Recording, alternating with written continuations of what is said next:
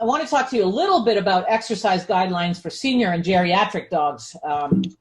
So let's get started on that. You know, here's the thing. The science is absolutely overwhelming. We know that regular exercise until the day the dog dies preferably, not only slows muscle loss or sarcopenia that occurs with aging, but also can reverse it. And that's really, really important. We also know this other thing, and this is really important too. It increases the replication of neurons in the very part of the brain that dogs use for learning and memory. And without learning and memory, they can't relate to us cognitively. And so we can actually prevent or slow down the cognitive changes that often happen in older dogs. I mean, how exciting is that? So you might be thinking, well, is my dog a senior or geriatric, and what's the difference? Well, take a look at this chart here.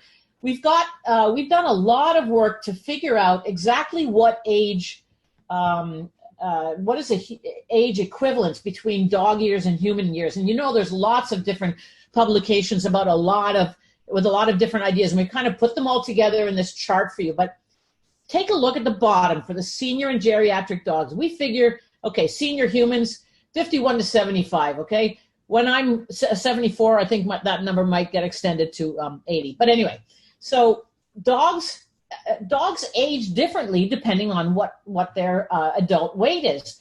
And so we've made four columns here that have to do with how big your dog is at adult size. So the little dogs down here between 1 and 20 pounds, the big dogs here over 90 pounds, and then you've got the large and the mediums. So you follow this column down, and you can see that for dogs that weigh about between 1 and 20 pounds at adult life, they're seniors until about 14, between 10 and 14 years of age, and 15 and greater, they're considered geriatric. Now, this varies a little bit with your own individual dog, and I'll talk about that next, some other things you can look for. But it gives you kind of a general idea here, and we know that the giant breeds, as you can see over here on the right column, they age at a younger age, they age faster.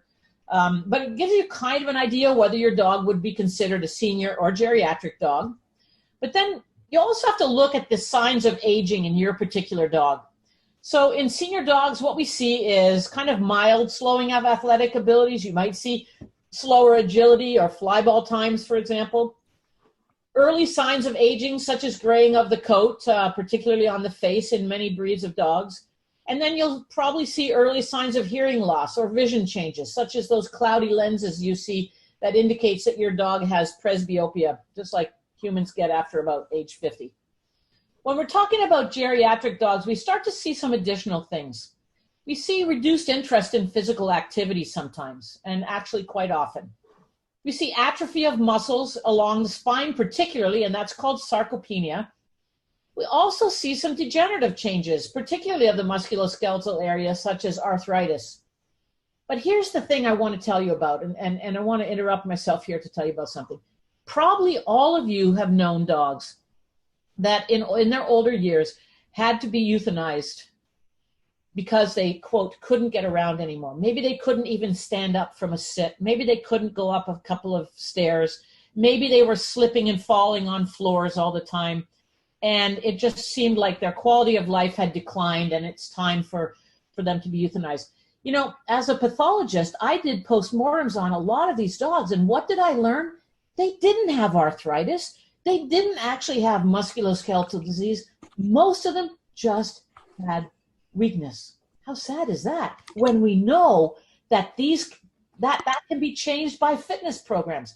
So look at these asterisks. All of these things are things that the Fit for Life and Fit to be Tied programs will change and can be modified. I mean, I think that's so incredibly exciting. Other things we see with older dogs, cognitive alterations, sometimes wandering or pacing, startle when being touched, excessive barking. Guess what?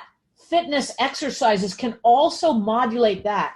That is amazing. I mean, I feel so excited about that because I have a really old dog and I've been working on this with her and I have seen the changes.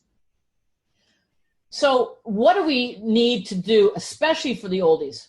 Well, we need to have special exercises that are designed for their stage of life.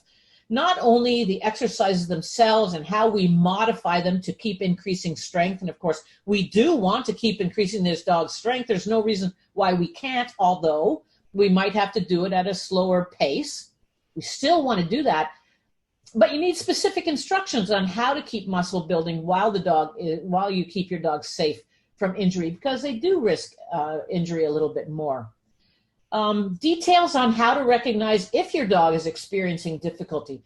Things like those indicators of stress and other identifying features, and ways to know whether your dog is just being lazy and doesn't want to do it, or actually is unable to do it. And so we differentiate that for you.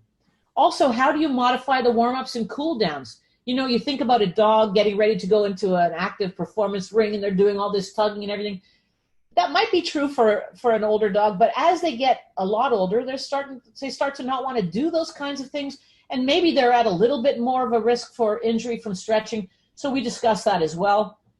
And then again, how to prevent overuse injuries. That's the worst thing that we want. We would feel terrible if we were exercising an older dog and they become injured because we're trying to do them a favor by strengthening them.